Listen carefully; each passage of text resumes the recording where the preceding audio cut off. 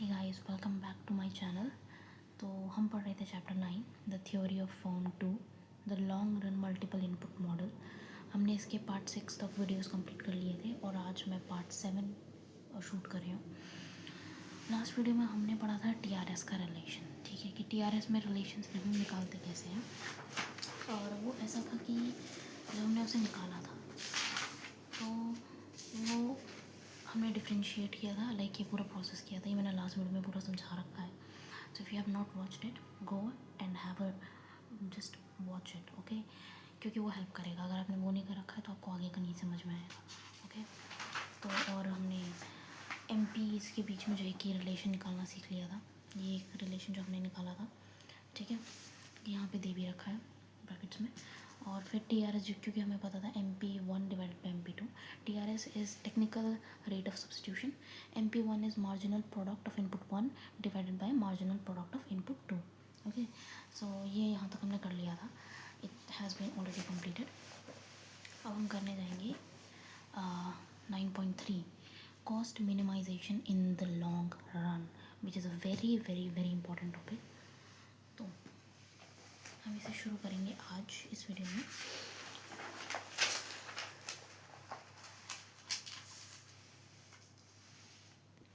तो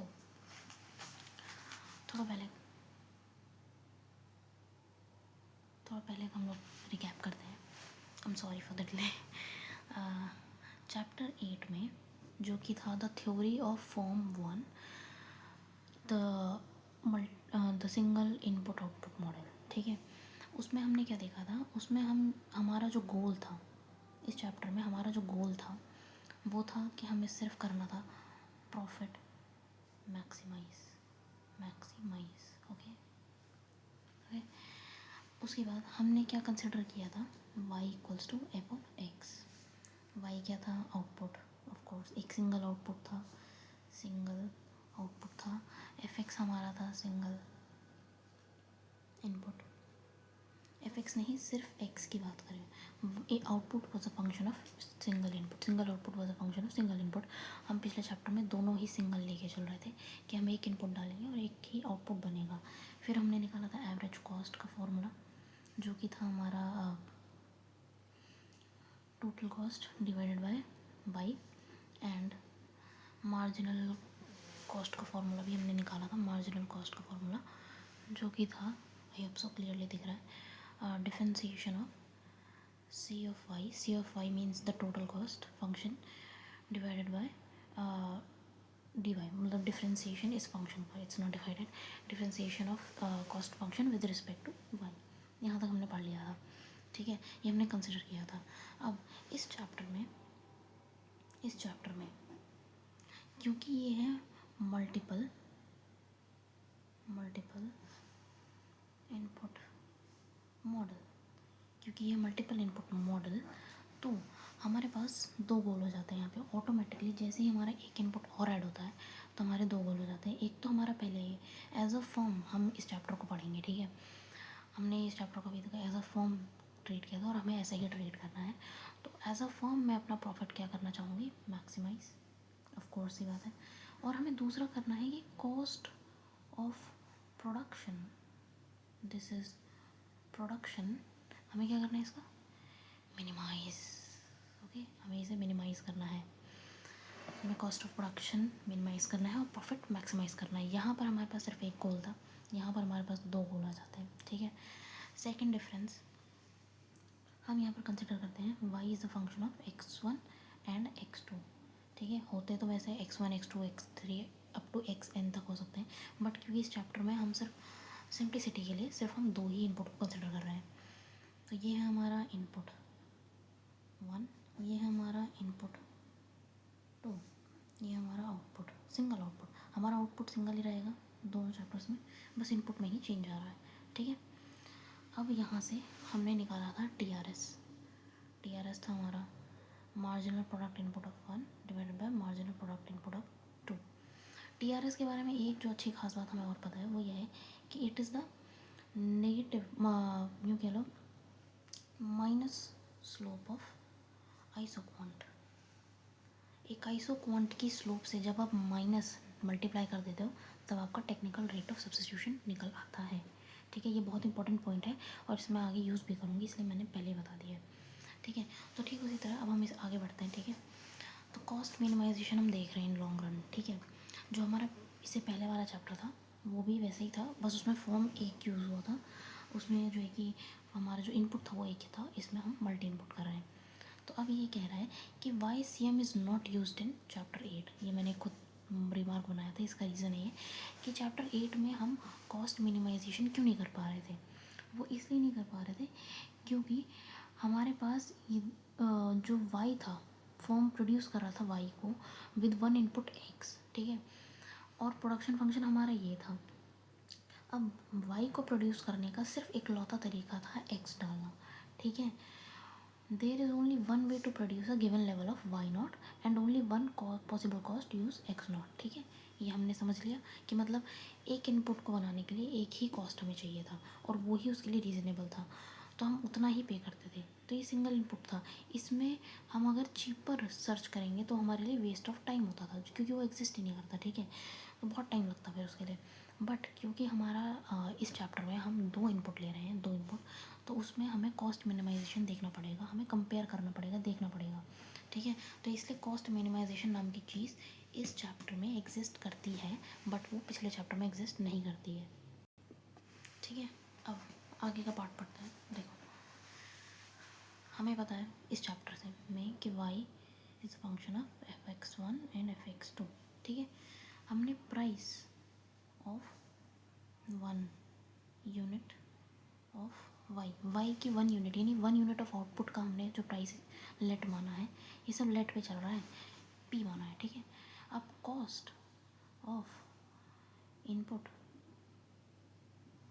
वन, ठीक है, ये one unit of input one, एक इनपुट वन की एक यूनिट के लिए क्या कॉस्ट हमने लेट करा है वो है W1।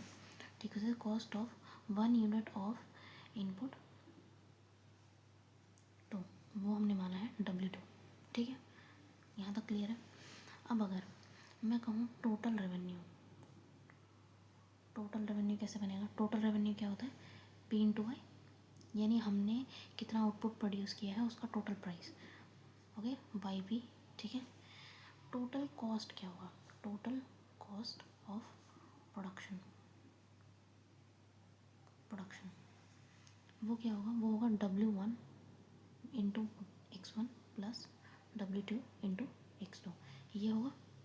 ठीक है, ये है टोटल कॉस्ट। अब हम इसे निकालते हैं प्रॉफिट।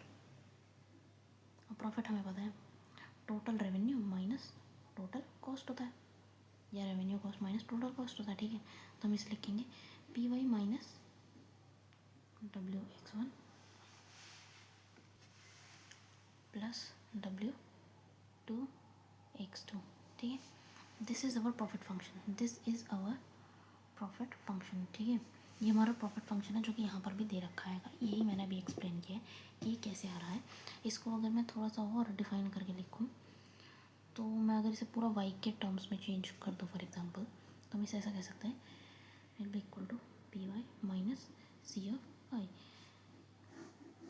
वेयर क्योंकि हमने कॉस्ट फंक्शन ही लिया ही था तो सी ऑफ वाई ये हमारा है कॉस्ट फंक्शन। ठीक है, टोटल कॉस्ट फंक्शन है ये हमारा, C Y is our total cost function, W1(x1) plus W2(x2). I hope so यहाँ तक क्लियर होगा। ठीक है, ये ऐसे डेरिवेशन चल रहा है। अब क्योंकि फर्म को प्रॉफिट मैक्सिमाइज करना है, since firm wants to maximize profit, hence it should necessarily minimize क्या? Cost of production. उसे अपने कॉस्ट ऑफ प्रोडक्शन को कम करना चाहिए अगर उसे अपना प्रॉफिट बढ़ाना है। अगर एज अ फर्म मुझे अपना प्रॉफिट इंक्रीज़ करना है तो मुझे अपना कॉस्ट ऑफ प्रोडक्शन मुझे है कि मिनिमाइज़ करना पड़ेगा, बढ़ाना नहीं पड़ेगा। अगर मुझे अपना प्रॉफिट बढ़ाना है तो मुझे अपना कॉस्ट ऑफ प्रोडक्शन मिनिमाइज़ करना होगा। यही सेम लाइन यहाँ पर दे रखी है। Cost minimisation is a necessary condition, remember it guys. Cost minimisation profit maximisation के लिए एक नेसेसरी कंडीशन है पर सफिशिएंट नहीं है। ओके, उसका रीज़न यहाँ पर दे रखा है क्यों क्यों सफिशिएंट नहीं है। ठीक है, यू कैन रीड इट। और ये कुछ इंपॉर्टेंट पॉइंट्स है एज यू कैन सी, मैं हमेशा मेंशन करती हूँ, आप इन्हें अंडरलाइन कर सकते हो। ठीक है, and you can read later on. अब हम आते हैं अपनी iso cost line and condition for cost minimisation पे। ठीक है, आइसो कॉस्ट लाइन क्या होती है?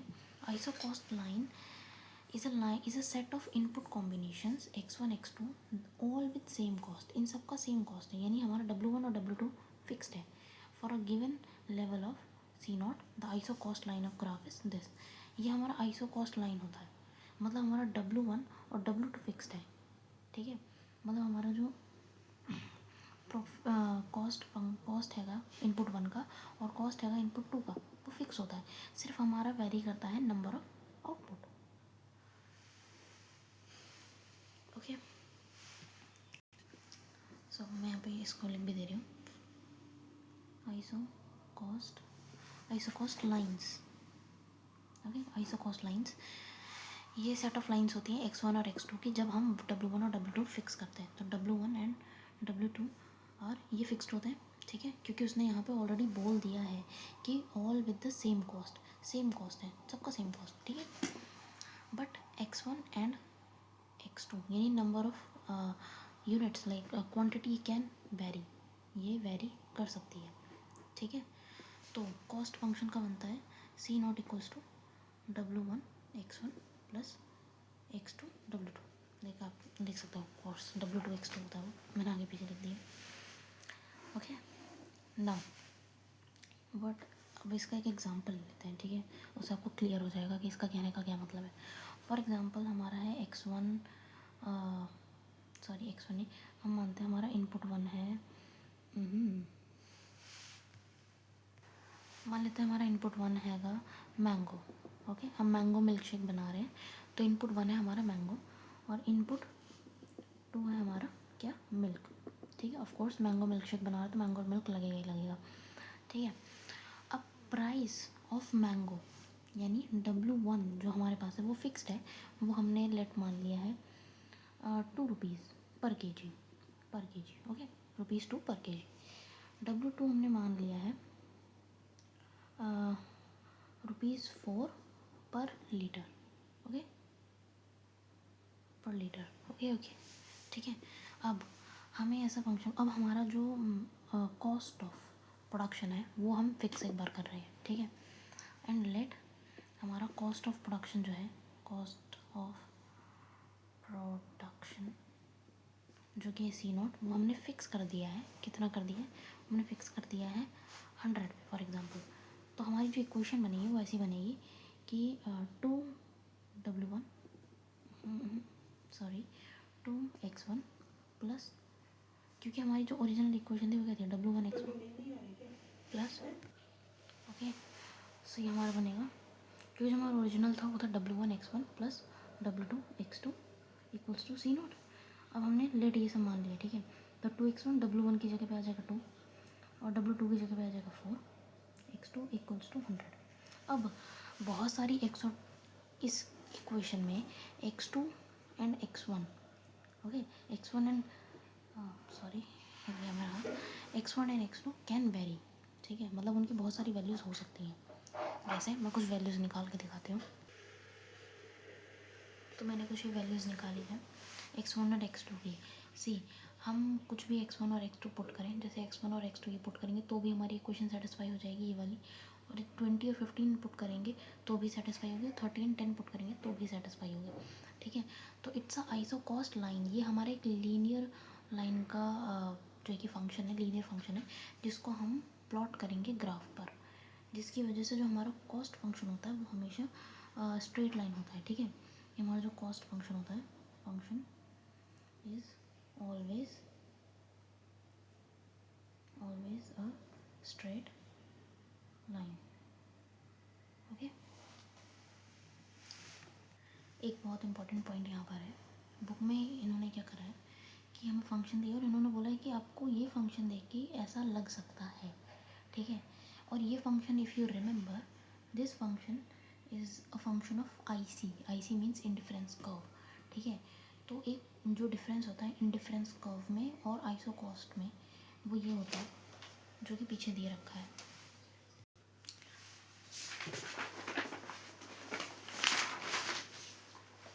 सही, यहाँ पर ये डिफरेंस दे रखा है between I C and isocost. Actually indifference curve में क्या होता है, एक कंज्यूमर ट्राई करता है कि हाईएस्ट इंडिफरेंस कर्व को अचीव करे, यानी जितना ज़्यादा हाईएस्ट इंडिफरेंस कर्व होगा तो हमें पता है उतनी ज़्यादा यूटिलिटी होगी, सेटिस्फैक्शन होगा। बट एज अ फर्म मैं ये चाहती हूँ कि मेरा कॉस्ट ऑफ प्रोडक्शन कम हो, ठीक है। तो मैं lowest iso cost line choose करूँगी, मेरे को लोवेस्ट चाहिए, ठीक है। और हम वही आइसो कॉस्ट लाइन चूज़ करते हैं, वही मतलब हमारा जो पॉइंट निकलता है मिनिमाइजेशन का, वो कुछ इस तरीके से निकलता है टेंजेंसी के थ्रू पे। ये जो कर्व जा रहा है ये एक आइसो क्वांट है। ये जो लाइन से सेवरल ये अलग अलग अलग अलग कॉस्ट की आइसो कॉस्ट्स हैं, ठीक है, एक ही फंक्शन की। A lower iso cost line in the figure corresponds to the lower level of cost as W1 and W2 are assumed to be positive, ठीक है। The slope of iso cost line is very analogous. The slope of consumer budget line uh, is very analogous to the slope of consumer budget line. It equals to W1 by W2। मतलब हमारे cost function की जो slope होती है, यानी iso cost function हमारा क्या था, C not will be equal to W1 x1 plus W2 x2, ठीक है। इसकी जो स्लोप होती है, ध्यान से सुनिए, इसकी जो स्लोप होती है वो होती है W1 बाय W2, ओके। यहाँ पर ये दे रखा है, it equals to W1 by W2। Note, include one figure isoquant which happens to be tangent to C1 isoline. Makes it clear that in order to minimize the cost of producing Y naught, the firm will try to find a point where the isoquant is tangent to isocost line, which means जैसा कि हम इस figure में देख पा रहे हैं, ठीक है, बहुत ये जो आइसोक्वांट है हमारा y equals to Y not, ठीक है, ये इधर भी टच कर रहा है, इधर भी टच कर रहा है, इधर भी टच कर रहा है। बट क्योंकि एज अ फॉर्म मुझे अपना कॉस्ट मिनिमाइज़ करना है तो हम लोवेस्ट पॉइंट लेंगे, और लोवेस्ट पॉइंट कहाँ का होता है, जहाँ पर टेंजेंट हो, ठीक है। तो कॉस्ट मिनिमाइजेशन के लिए एक टेंजेंसी की भी कंडीशन हम आगे पढ़ेंगे, ठीक है। तो क्योंकि देखिए, जो मैंने आपको बताया था कि स्लोप होती है इसकी, तो स्लोप तो ऑफकोर्स ही होता है नेगेटिव होती है, मैं नेगेटिव लगाना भूल गई। तो एक तो ये होती है इसकी स्लोप, ठीक है। ये है किसकी स्लोप, आइसो कॉस्ट की स्लोप होती है, आइसो कॉस्ट स्लोप, ओके। तो क्योंकि इस पॉइंट पर मैं क्या बोल रही हूँ, इस पॉइंट पर आइसो कॉस्ट की स्लोप और यहाँ पे टेंजेंट वाली कंडीशन सेटिस्फाई होगी। कहने का मतलब ये है कि यहाँ पर आइसो क्वांट की स्लोप और आइसो कॉस्ट की स्लोप दोनों इक्वल होंगे, ठीक है। At point slope of iso quant, इस पॉइंट पर आइसो क्वांट और आइसो कॉस्ट दोनों की स्लोप इक्वल होगी, स्लोप ऑफ आइसो कॉस्ट, ठीक है। अब हमें पता आइसो क्वांट की स्लोप क्या होती है, रिमेंबर गाइस, रिमेंबर मैंने अभी भी डिस्कस किया पीछे कि ये क्या है, T R S is equals to M P by P one और M P P one by M P P two, and T R S is also the negative slope of iso quant. तो उस iso quant की slope क्या होगी, negative of T R S. इस minus को इधर भेज दूंगी मैं, अगर ये इसके इक्वल है तो इसको मैं इधर भेज दूंगी, तो मेरी आइसो क्वांट की स्लोप निकल जाएगी। तो मेरे आइसो क्वांट की स्लोप हो जाएगी negative T R S, negative of technical rate of substitution, which will be equal to, इसको पुट करते हैं इस वैल्यू को, minus of W1 by W2. This gives us TRS should be equal to W1 by W2. Okay. Now let's move forward. ये इस page में जितनी information थी आई हैव ऑलरेडी मेंशन, ठीक है, ये मैंने करके बता दिया है कैसे निकला है ये। आगे बढ़ते हैं।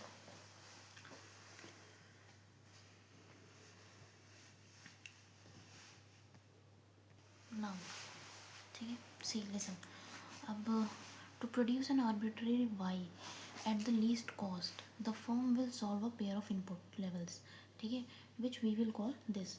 ये हमने लेट कर लिया है कि कोई कॉन्स्टेंट नंबर है x1 और x2 की कोई वैल्यू है जिसे फर्म ढूंढने की कोशिश करेगा ताकि वो अपने y यानी आउटपुट को at least cost per produce कर पाए, ठीक है। अब क्योंकि वो कुछ ऐसा करने की कोशिश कर रहा है, x1 और x2 ढूंढने की कोशिश कर रहा है जो कि इसको मिनिमाइज़ कर सके, तो उसे क्या कंडीशन सेटिस्फाई करनी होगी, इस पॉइंट को क्या कंडीशन सेटिस्फाई करनी होगी। पहली कंडीशन जो उसे सेटिस्फाई करनी है वो है the cost minimisation tangency condition. Guys इसका नाम याद रखना, ये पूछा जाता है पेपर में, ठीक है। TRS equals to W1/W2। And second condition जो उसे फॉलो करनी होगी वो होगी the production function equation y equal to f(x1) and f(x2), f(x1) and x2, okay. Now क्योंकि डिज़ायर्ड इनपुट लेवल अब डिपेंड करते हैं W1 और W2 पे, जो कि फिक्स्ड होता है, हम मान के चलते हैं, और आउटपुट लेवल पर, तो हम ऐसे भी लिख सकते हैं कि x1 star is a function of W1, W2 and y, and x2 star is also a function of W1, W2 and y, ठीक है, हम ये लिख सकते हैं। तो अब इसे ही हम कहते हैं these two factors show how much of two input of the firm want to hire given input prices and given level of output। मतलब अगर एज अ फॉर्म मेरे को चाहिए कि मैं इतना आउटपुट प्रोड्यूस करूँ, यानी मान लो एज अ फॉर्म मुझे चाहिए कि मैं 2,500 मिल्क शेक की बॉटल्स प्रोड्यूस करूँ, और मेरे पास मिल्क के और मैंगो के प्राइसेस फिक्स्ड हैं, तो मेरे पास आउटपुट भी मैंने जो कि डिसाइड कर लिया, जो कि अपनी तरफ से फिक्स मान लिया।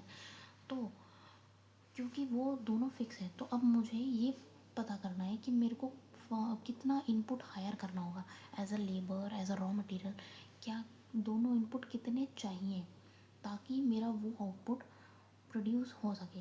और इस कंडीशन को हम कहते हैं कंडीशनल फैक्टर डिमांड्स और conditional input demands for the form, ठीक है। In a typical application of this kind of analysis, W1 and W2 are fixed, and the word conditional is used here because the amounts of input, जो input की amount होती है, that the form demands, जो form को चाहिए होती है, ये डिपेंड करती है आउटपुट लेवल पर। क्योंकि देखो अगर आपने आउटपुट लेवल ज़्यादा रखा तो ऑफकोर्स ये बात आपको इनपुट ज़्यादा लगेगा, ठीक है। तो आपने खुद से, ये तो आपका फिक्स होता है, W1 एंड W2 तो फिक्स होता है, बट आउटपुट आपने खुद से फिक्स किया है, आप उसे बाद में चेंज भी कर सकते हो, ठीक है। तो इसीलिए इसे कंडीशनल बोला जाता है। अब फॉर्म का लॉन्ग रन कॉस्ट फंक्शन निकालेंगे हम, या लॉन्ग रन कॉस्ट कर्व निकालेंगे, जो कि कुछ इस तरीके से होगा। जैसे कि चैप्टर 8 में हमने क्या किया था, आई विल डिस्कस इट है। चैप्टर 8 में जो हमारा टोटल कॉस्ट कर्व था, वो क्या है, ये टोटल कॉस्ट होती है, टोटल कॉस्ट कर्व, ठीक है। टोटल कॉस्ट कर्व हमारा था WX, जिसको हमने लिखा था WF इनवर्स ऑफ Y, ठीक है। तो क्योंकि यहाँ पर W है, W2 भी है, ये है x1 and x2, of course WX लिखा था ना हमने, तो अब हमारे पास दो इनपुट हो गए और दो इनपुट प्राइसेस हो गए, तो W(x1) star and x2 star. ये लॉन्ग रन कॉस्ट फंक्शन है which is very important to remember, ठीक है। आगे बढ़ते हैं। अब यहाँ से शुरू होता है मेन टॉपिक, अब आपको बहुत ज़्यादा फोकस करना पड़ेगा, ठीक है। The relation between long run cost curves and returns to scale, ठीक है, ठीक है, ठीक है, बी रेडी।